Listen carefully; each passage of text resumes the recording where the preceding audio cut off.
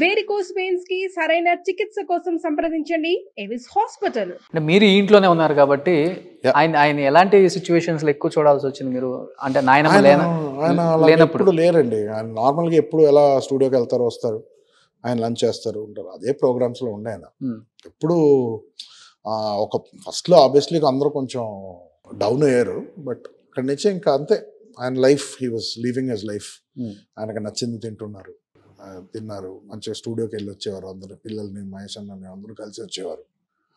So ఆ పాయింట్లో నేను కూడా I was going out and coming. నేను నా స్క్రిప్ట్లు పిచ్చింగ్ స్టేజ్లో ఉన్నాను. అంటే లాస్ట్ ఇంకా మా నాన్నమ్మ గారి తర్వాత ఆయన ఇంకా అడిగేది నవీన్ ఏం చేస్తున్నాడు, ఎందుకంటే వాళ్ళు మాట్లాడుకునేవారు కాబట్టి తెలుసు నాన్నమ్మకి నేనంటే ఎంత ఇష్టం అని.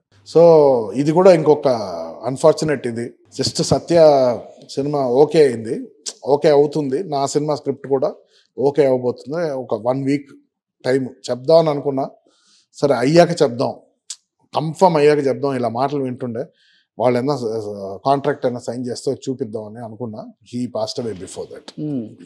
సో బట్ నాకు I think they are watching me from above. డెఫినెట్గా ఇది ఒకటి అందరూ సిల్లీగా అనిపించవచ్చు, బట్ ఇట్ మెంట్ సంథింగ్. నాకు ఈ ఎత్తైతే సత్య ప్రెస్ కాన్ఫరెన్స్ అయిందో, నేను తేజు అక్కడ ఆల్సబా కెఫేకి వెళ్ళాం. కాన్ఫరెన్స్ ఒక సంతోషం, అంటే మేము used to hang out there.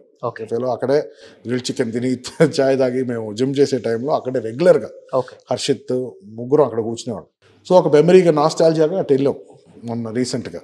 ఎవరికి ఏం సెక్యూరిటీస్ లేదు, అలాగే వెళ్ళిపోయి కూర్చున్నాం, చాయ్ తాగుతున్నాం, జస్ట్ యూట్యూబ్లో కామెంట్ సెక్షన్స్ చూస్తున్నాము.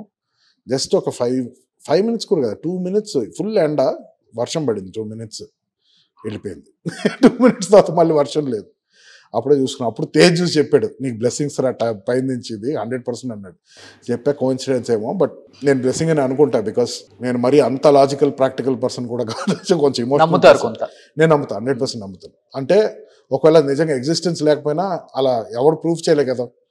ఎప్పుడు ఎప్పుడు మనకు ఎనర్జీస్ అనేది ఉంటుంది, మన ఆరా అనేది ఉంటుంది డెఫినెట్గా. And out of body experiences, soul, spirits, ఇవన్నీ it must be a thing అని నేను నమ్ముతాను. ఉంటే బాగుంటుంది, ఈ వరల్డ్ ఇంకా ఇంట్రెస్టింగ్గా ఉంటుందని నాకు ఫీలింగ్ ఎప్పుడు.